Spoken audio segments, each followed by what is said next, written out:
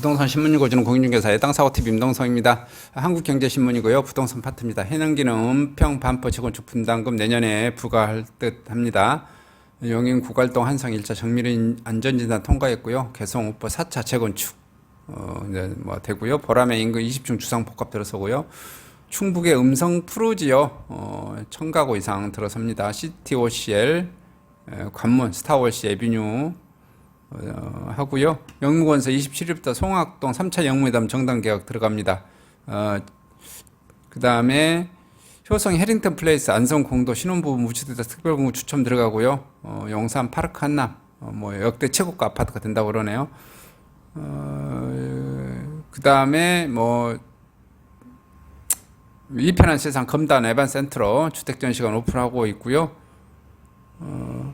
DL건설 민간개발사 속도냅니다. 김포 스포츠몰 착공 들어갑니다. 그 다음에 집값이 꺾이나 은평구 19개월 만에 하락 전환하고 있습니다. 여기 오늘 가장 큰 뉴스 중에 메인으로 내있네 매일경제신문의 부동산 파트인데요. 로얄층 금매도 안 팔리고 있어요. 경북구에 강북구에 단 2건 거래됐다고 그러네요. 한강변 35층 규제도 완화, 심의 2년으로 확 줄어듭니다. 그 다음에 은평구도 집값 꺾였다. 여기 나오고요. 여기 보시면 다 생략하고 한번 여기 봐보겠습니다. 로얄층 금매도 안 팔려요. 이달 강북구선 단 2건 거래 쭉 되고 있습니다. 서울구 노원구 여기 쭉 되시면 지금 아파트 서울에 있는 거래량들이 8월부터 9월, 10월, 11월 쭉쭉쭉쭉쭉 경기도 서울 쭉쭉쭉쭉쭉 지금 거래량들이 떨어지고 있습니다. 거래량들이 떨어지고 있고 가격은 하락하지는 않고 있고요. 정체기로 되고 있는 것 같아요. 일부 마이너스 하락하고 1억에서 2억 하락하고 있다고 하는데 실질적으로 보면은 기존에 거래된 가격은 예를 들어서 25층 예를 들어서 14억 근데 2층 12억 이렇게 거래됐어요. 이게 실질적으로 거래된 거에 하락이라고 볼 수는 없어요. 왜냐하면 물건 자체가 틀린 거니까 같은 아파트 단지를 할지라도 그런 내용인 것 같습니다. 근데 지금 이제 모든 그 엠바고라고 그런가요? 부동산 신문들은 그 다음에 정부의 기조에 맞춰서 집값이 하락하고 있다. 이것을 강조하기 위해서 계속해서 집값이 하락하고 있다라고 이렇게 계속해서 표시를 하고 있습니다. 그리고 여기 이제 부동산 신문 채널도 보시면 인터넷판에는 이렇게 나오지는 않는데 종이신문판에는 보면은 가장 또 이렇게 파트가 나와진 게 7%라고 했던 공시지가 20% 30% 오른 거 수두룩하고요. 보시면 지금 강남구 논현동 보시면 공시가격 쭉쭉쭉쭉 올라서 보유세 인상률이 41%, 강남구 삼성동에도 아파트가 보면 42%, 송파동 43%, 용산구 한남동 33% 인상됐어요, 보유세. 용산구 남영동 47% 인상됐고요. 마파구 연남동 31% 인상됐고요. 종로구 구기동도 44%. 에서 엄청나게 많이 올랐다. 종부세 대상의 쉐로 포함하면 내년 보유세가 40% 이상 증가할 거고요. 24만 가구 공시가 열람 시작했는데 한남동 28%, 22%, 쌍문동 다가구 15.6%, 부산 망미동 33%, 종부세 대상의 쉐로 포함되면 내년 보유세가 40% 이상 증가할 것이다.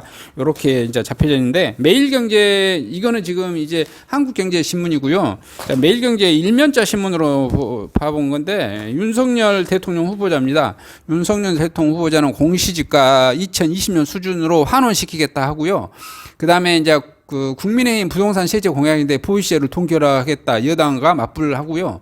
종부세하고 재산세를 통합해가지고 다주택자 양도세 중과를 2년 유예를 하면서 실질적으로 종부세 재산세 통합해서 종부세 없애겠다는 취지인 것 같아요.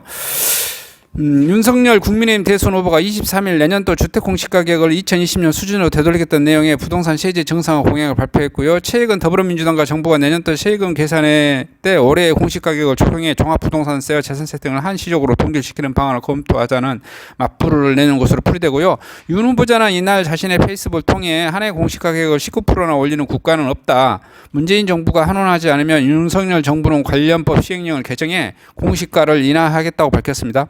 또 문재인 정부와 최대 실정 난폭한 부동산 정책으로 얼마나 많은 국민은 고통을 당했냐며 저는 국민의 주거생활 안정을 위해 문재인 정부가 비정상적인 부동산 세제부터 정상화하겠다고 강조했는데요. 앞서 문재인 정부는 공시가를 시장 가격 수준으로 현실화하는 정책을 펴면서 토지 공시가 2년 연속 10%대로 급등했습니다. 올해 아파트 공동주택 공시가격은 전국 평균 19.8% 상승한 바 있고요. 윤 후보는 부동산 보유세 부담을 완화하기 위해 방안도 내놨습니다. 1주택자에 대한 세율은 현 정부 이전 수준으로 인하하고 내년도 100% 인상할 예정인 공시가격 비율도 현 수준 95% 동결한다는 방침이고요.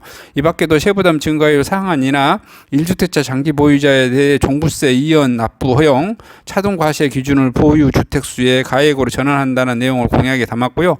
장기적으로는 종부세와 재산세를 통합 추진합니다. 이를 위해 정부 출범 즉 부동산 세제 정상화 태스크포스를 만들어 종합적인 개편 방안을 마련할 계획이고요.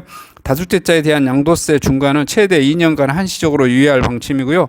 최근 이재명 민주당 대선 후보는 최장 1년간 중과 유예를 주장했지만 청와대와 정부에서 난색을 표했던 정책입니다. 이처럼 윤 후보자가 이 후보의 부동산 세제 완화 경쟁에 뛰어들었지만 전문가들 사이에서는 표심을 겨냥한 한시적인 대책에 불과하다는 혹평이 나왔습니다. 매일경제 공약검증단은 황세훈 상명대 개건연구원은 이미 나와 있는 공시가를 이전 가격으로 되돌린다며 불필요한 왜곡을 처리할 수 있다며 공시가를 환원시키는 것보다는 세율을 조정해 방향이 합리적일 것이라는 제언했습니다. 권대중 명지대 교수도 다주택자에 대한 양도세 중과는 징벌적 과세 측면이 강하다며 단기적으로 땜짓하듯 1년, 2년 유예한다는 것으로는 의미가 없고 근본적인 세제 개편을 해야 한다고 주장했습니다. 근데 뭐 가장 큰 것은 말하지 않네요. 윤석열 후보자가 제가 보기에는 그 가장 한 거 종부세 없애겠다는 거예요. 결국은 종부세, 재산세 통폐합하고 다주택자 뭐 양도세 이게 뭐냐면은 그 윤석열 후보자가 큰 그림은 제가 보기에는 그런 것 같아요.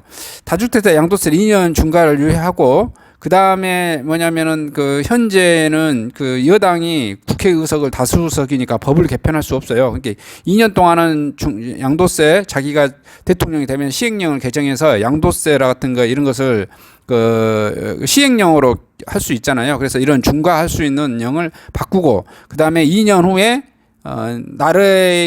나를 지지하는 당을 많이 더 국회의원 찍어주라. 그러면은 종부세하고 재산세를 통폐합해가지고 종부세를 없애버리겠다. 이런 게 뭐 핵심 내용인 것 같아요.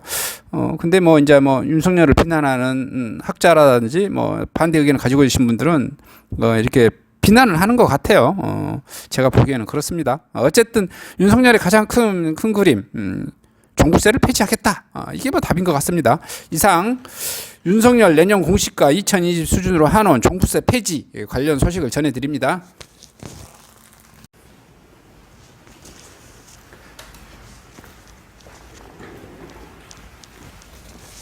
안녕하십니까. 저는 네이버 카페 빛가람 혁신도시 카페를 운영하고 있는 카페직이고요. 카페 활동하고 있는 카페 부동산입니다. 나주 혁신도시에서 기반으로 하고 있습니다. 상가 토지 아파트를 전문적으로 하고 있고요. 또 삼성화재도 같이 활동하고 있습니다. 상가 통해서 임대차 매매하신 다음에 화재보험 같이 가입하시면 중개수수료 절반 정도 할인해 드립니다. 그리고 삼성화재의 그 의료실비, 운전자 보험, 자동차 보험, 화재보험, 적금, 치아보험, 연금보험, 상해보험, 통합보험, 자녀보험, 간병보험, 당뇨보험 이런 것도 모두 한꺼번에 취급하고 있습니다.